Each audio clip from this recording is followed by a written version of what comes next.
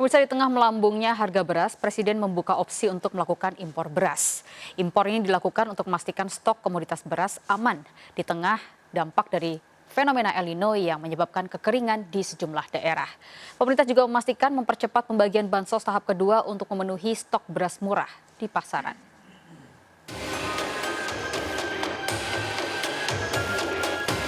Di tengah mahalnya harga beras di pasaran, Presiden Joko Widodo meninjau ketersediaan beras di sejumlah gudang perum Bulog. Presiden Joko Widodo mengakui terjadi kenaikan komoditas beras yang dipicu oleh kenaikan harga pangan dunia.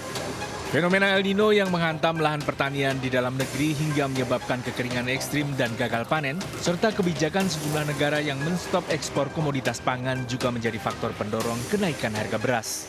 Karena semua negara naik, kekeret ini sama seperti barang-barang jalan. BBM juga gitu kan, kalau harga pasar dunia naik pasti dalam negeri kekeret. Ini harga pangan juga seperti itu, apalagi beberapa negara menstop untuk tidak ekspor beras seperti India yang produksinya gede, ekspornya biasanya gede.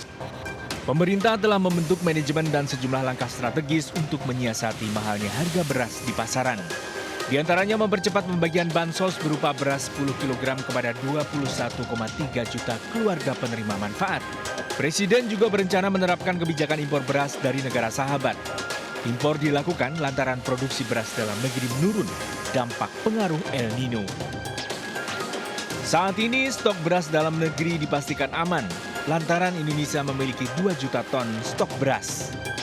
1,6 juta ton berada di dalam gudang, sementara 400.000 ton lain masih dalam perjalanan, sebagian impor dari Kamboja. Tim Liputan iNews melaporkan.